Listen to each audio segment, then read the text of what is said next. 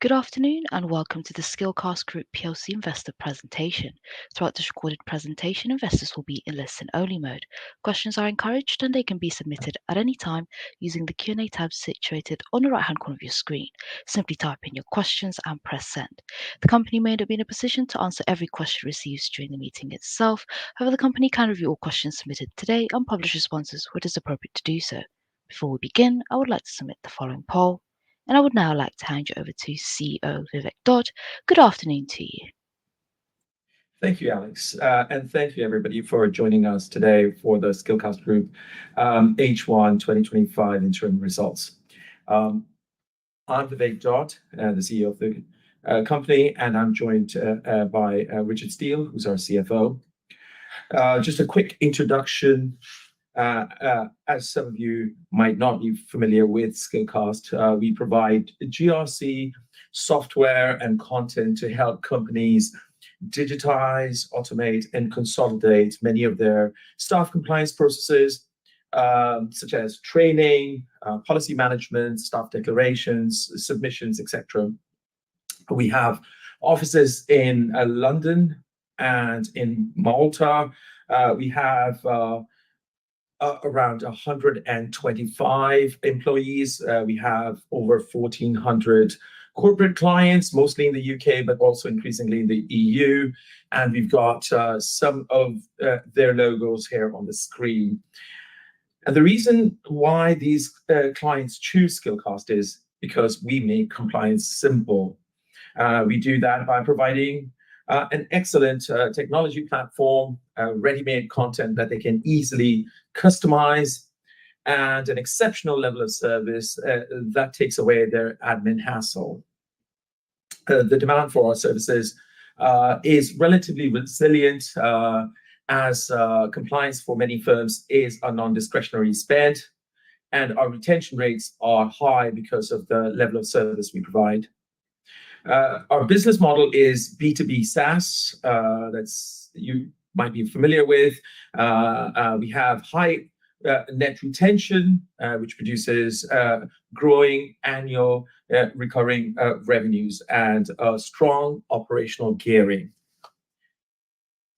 And this is reflected in our H1 results. It should be on the screen now. Our total revenue was up 18% year on year.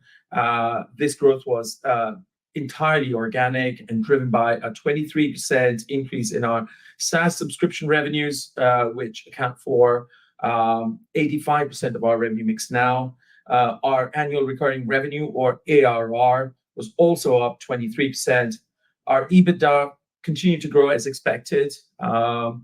If you've been following us, in H1 last year is when we reached break-even point.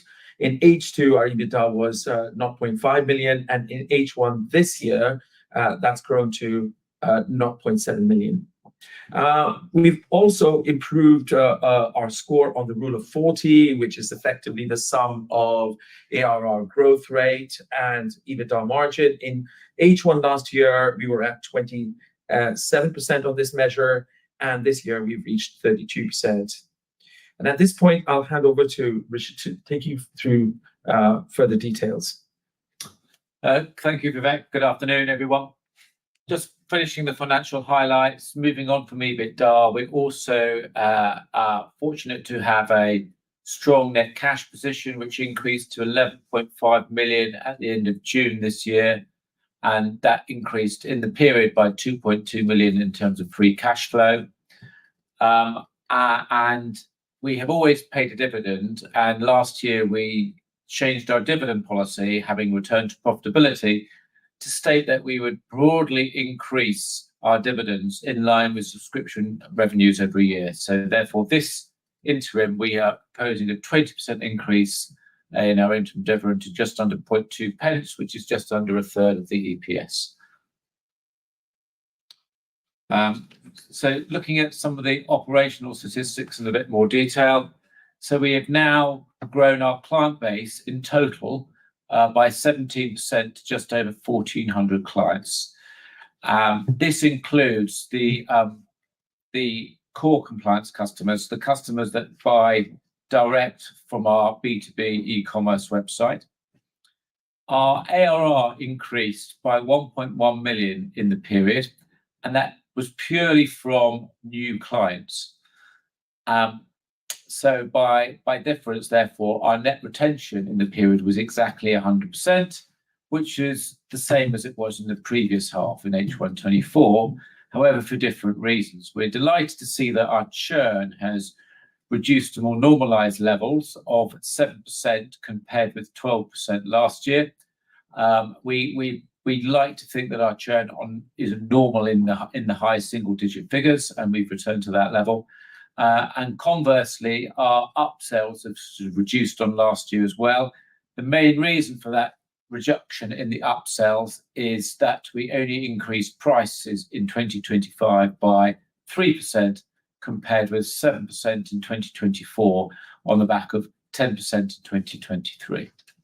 So while our churn is not that sensitive to prices, or our offer overall is not that sensitive to prices, I think after 2 years of sort of 10% and 7% growth, our clients are relieved to see that we have returned to more sort of lower levels of price increase. Overall, the average ARR per client has increased by 12% to 10,629, and this is a combination of new clients, bigger ARR from new clients, but also from upsells to existing clients.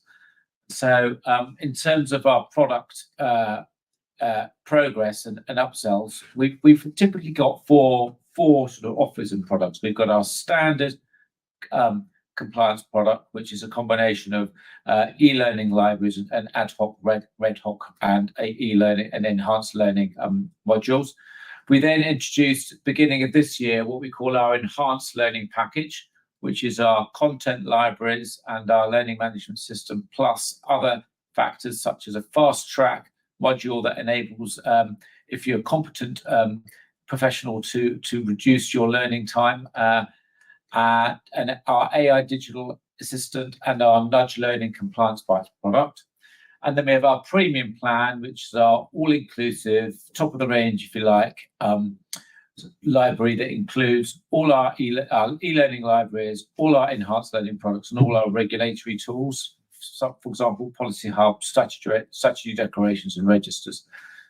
And in these modules, we're delighted we've started to see some significant growth come through. So our premium plan, which we launched at the beginning of 2024, has increased from 2.9% of ARR last year, the period, to 7.4% of ARR this year.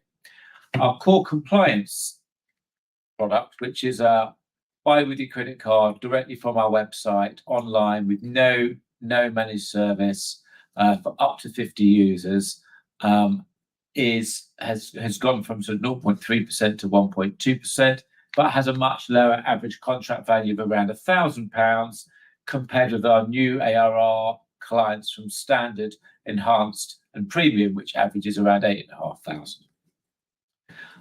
We're delighted that within our enhanced and our core and our premium packages, we've also launched our AI digital assistant after successful trials, and we're now planning on working with our existing premium plan holders to roll that out in the second half of this year.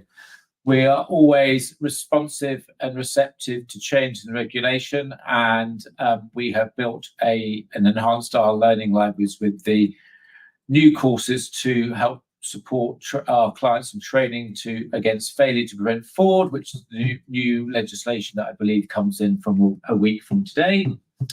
And as always, we continue to ensure our product and our client experience and user experience is as good as ever. So we're on a plan to improve the UI UX of our product and our authoring tool to build courses, which should be done by the end of this year. The other area where we've made some significant improvements is in our marketing, typically an area that's been underinvested in previous years. So we've seen a 35% increase in spend in the 6-month period. A lot of that, as some of you might have noticed, has come from a revamped and rebranded website. That's not just to sort of make things look prettier, but also really it's all about the engineering. As we're a content-driven business, it's all about how can we get more people engaging in our website, clicking through, and ultimately improving our funnel and leading to more sales. So we've seen at the top of the funnel that our domain authority engagement scores have increased, and coupled along with more PR activity that we've done, we've seen a higher share of voice that's come through in our marketplace. Also, we are responding to the very live, real change in search behavior as more and more people choose generative AI tools like ChatGPT over traditional search engines like Google. And this means we need to change how we build and interact our content online so that we optimize the click-through and the response from that search. In terms of our financials in a bit more detail, our P&L is now on the screen, and as you can see, for the 6 months for the 30th of June, our total revenues are up 18% on the year, driven by subscription revenues are up 23% on the year. Our professional services revenues declined by 7% on the back of a 9% decline the year before. As we've said, these are always sort of more non-strategic services. They are a bit more lumpy in nature and harder to predict and plan for. Typically, they're from sort of larger financial services organizations that have had the budget and arguably increasingly less budget to sort of commission bespoke courses. It is a small reduction, and last year you may remember we made some significant reduction in the headcount of that team, reducing it by approximately a third. And that is the reason why our gross profit margin has increased by 3.8 percentage points on the year to 75.5%. Our SaaS margins have stayed relatively consistent with the previous year at 80%. Our overheads have grown in the year in the period by 9% against revenues of 18%.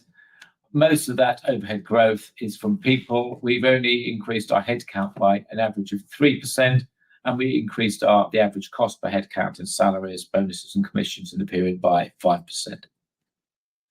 So we're delighted to see, as guided and as expected, a significant increase in profitability, coming up to just short of £700,000 worth of EBITDA, representing a 10% to revenue margin, and making more EBITDA in 6 months of this year than we did in the full 12 months of last year. As you can see in the graph on the bottom left, we've continued the trend of increasing the percentage revenue mix that have come from our recurring revenues of subscription services up to 85%. And the ARR, as you can see, has continued to grow, which is the main driver and lead indicator of our subscription revenue growth, has grown to 12.8 million, up 23% on the year. As you noted, we've got a healthy cash balance ending the end of June at 11.5 million and generating 2.2 million pounds worth of free cash. There are three main elements where this 2.2 million pounds worth of cash came from. 0.8 million came from an increase in deferred income. So well over 90% of our clients contract with us on an annual basis, invoiced up front and paid over 30 days. So as long as our ARR is growing, so is our cash.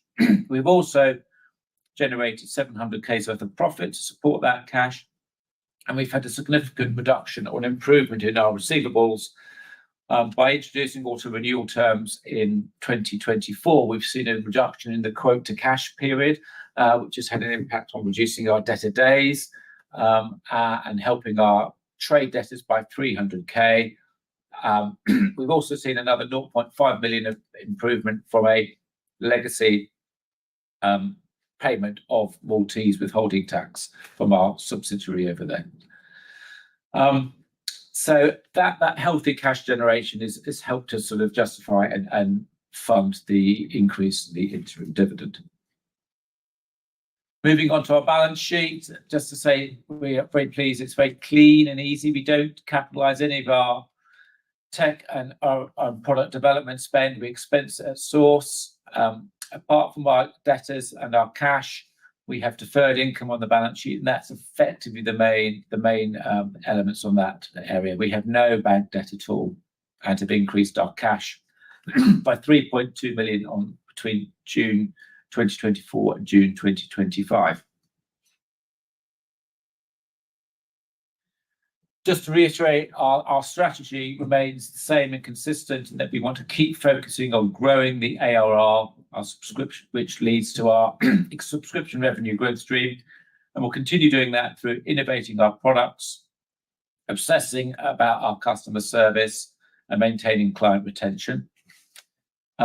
We will continue to develop our products and to encourage our clients to upsell and to maintain net retention of at least 100%. We'll focus on building our funnel, our inbound market funnel, through the continued marketing activity and initiatives, and we'll continue to focus and look for opportunities to grow the core compliance e-commerce self-serve option. And we'll continue to develop our AI digital assistant within the products to make it more user-friendly for everybody in the marketplace. We've also launched our remote services to larger companies that can't or won't want our current platform. In some tended clients, particularly the larger one, there's pressure to consolidate learning platforms across organizations into one platform. Excuse me, the likes of Cornerstone. And in that instance, we have a remote services option where we can plug in seamlessly to these other platforms, but still give the data to the compliance officers and the learning management to understand what's going on. We are still committed to professional services, despite it being non-strategic, because we believe there's a good way of understanding the market intelligence and what are the key technology and content insights that the big financial services clients are considering. And as our cash continues to grow, our primary priority for that cash, if we can find it, is to look for acquisitions, small acquisitions of around 1 million ARR of content, digital content in adjacent verticals. And we've recently engaged a deal origination company to help us find them. So since the end of June, we've continued to grow our ARR and trade in line with expectations. We are rolling out the AI-aided digital assistants to our clients that have subscribed for it. We're improving our UI, UX, and our authoring tool. We held a sold-out client and culture seminar last week at the Institute of Chartered Accountants Hall, which was very well received. And we are growing our offering and improving our offering to EU clients by launching an EU library in the last quarter of this year. And in terms of profitability, we continue to expect to see benefit from operational gearing and see the growth in sales filter down to the bottom line.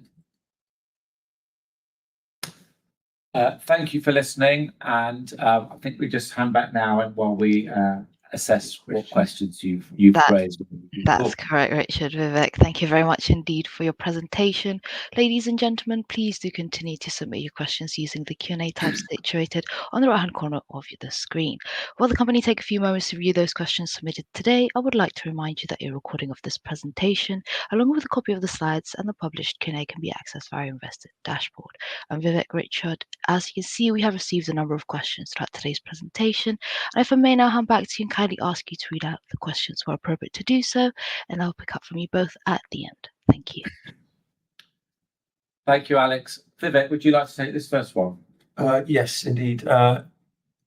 It's about how material could the EU expansion be in terms of new ARR contribution over the next 2 to 3 years. Where I'd like to remind everyone that we already are present in the EU. Around a third of our colleagues are based in Malta. We've always done a business there. It's been more of the professional services variety than subscriptions. However, we've got just under 100 subscribers that produce ARR. Somewhere around the 4% of our total ARR is coming from EU clients. What we are doing in the second half of the year is bringing out an EU compliance library that will provide multilingual pan-European compliance, e-learning on all the key topics that we see our clients demanding. And that is first and foremost to provide a better product fit for our existing clients. We are quite hopeful that that will find traction. And if it does, it could be a real driver of growth. Of course, given the economies that we're dealing with over there, that increases our total addressable market by a few multiples. But we'll report back on that in January release. So thanks, Vivek. The next two are around free cash flow and cash generation. So I think I'll take them. One, how should we think about cash generation going forward, especially with increased marketing spend and potential acquisition? We certainly expect to continue to generate free cash because ultimately, as long as the ARR is growing, we should be cash generative because of the nature of our contracts and payment profile. However, I do think that the free cash flow in the H1 of this year was stronger than would be the normal underlying position, boosted partly because of the £500,000 Maltese credit rebate. But you would expect that to continue as the profits increase. In terms of how you mentioned exploring acquisitions in adjacent verticals, what valuation discipline and strategic fit criteria will guide your approach? It's a very good question. We believe we've got very strong technology. So we're not looking for technology buys. We're looking for content that we believe we can leverage onto our existing infrastructure, both the people, our sales team and our client support team, and our technology. And we're looking at companies probably of around £1 million worth of ARR that maybe have not advanced or invested in technology or feel they can afford to invest in technology. In terms of our valuation, we've been looking at we are really capped by the current valuation of ourselves, and our current valuation is around the 3 times ARR max. So that would be our max. Could I add to that we're quite prudent in our approach, and we've probably been a bit too strict with our criteria in the past. We're not changing that stance, but we are becoming more proactive about scanning the market, as Richard mentioned earlier. So we are proactively looking there, and there are interesting opportunities. However, given our strict criteria, we will proceed prudently whenever we do. The next question is about what do you see the EBITDA margin in the next 1 to 3 years? I mean, I can't really answer that too specifically, but I would advise you to look at the guidance in the marketplace by Cavendish as an indication of where that could be. Our estimated market share, and where do you see this in the medium term? Do you want to take that one, Vivek? Yes. So there's a sweet spot for us between 100 and 2,000 user companies. So companies with employees between 100 and 2,000. And of that demographic, we have around a 3%, just over 3% market share. We do want to expand a lot more with the smallest businesses, even the nano-sized businesses with our core compliance product. There's a lot of progress to be made over there. And in amongst the very largest clients, with those with over 2,000 employees, once again, we have a few percent market share. The next question, what markets do you operate in, and do you plan to enter any other markets or segments within the same market? Mm-hmm. So yes, so the vast majority of our ARR is coming from companies in the UK.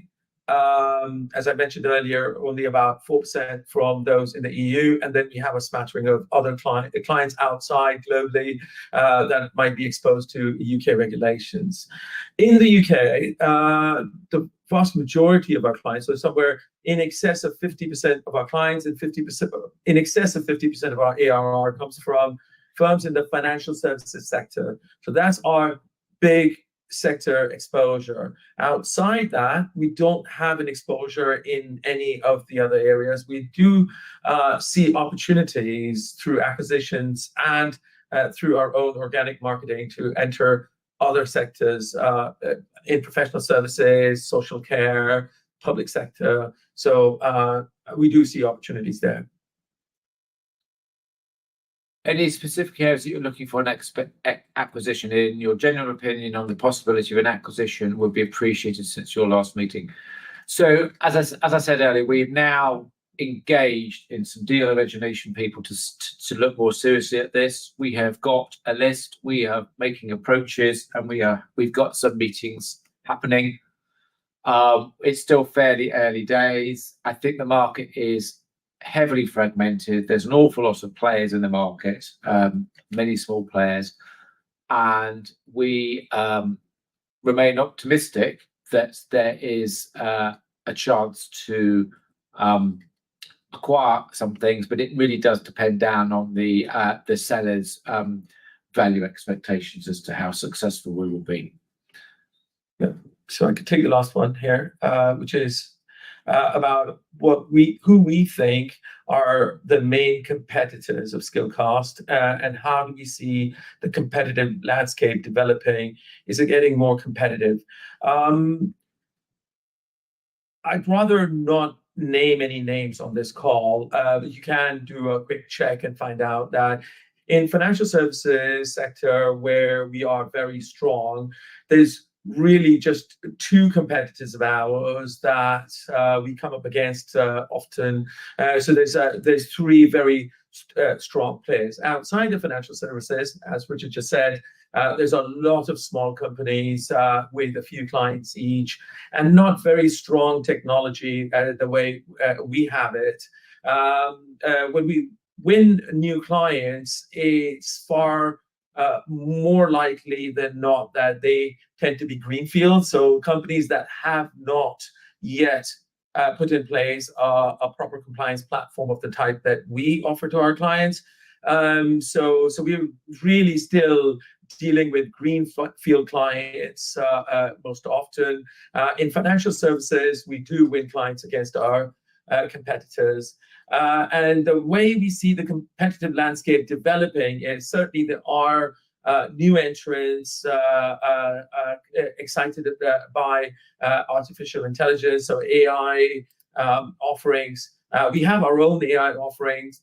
However, we do see that the threat level from competition has, if anything, just reduced a little bit over the past few years. Apart from those the AI led offerings, and those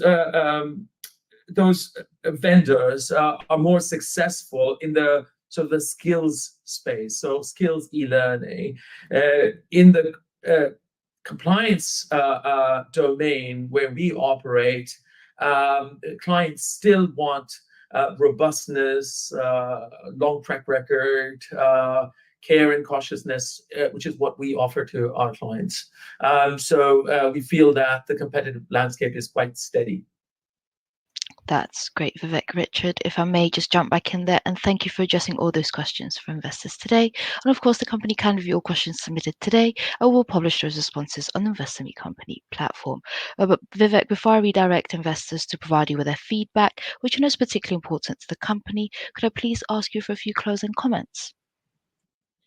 Certainly. I'd like everyone to sort of take away some of the salient points that we discussed today, namely that we operate in a large and very resilient marketplace. We have consistent B2B SaaS revenue growth model.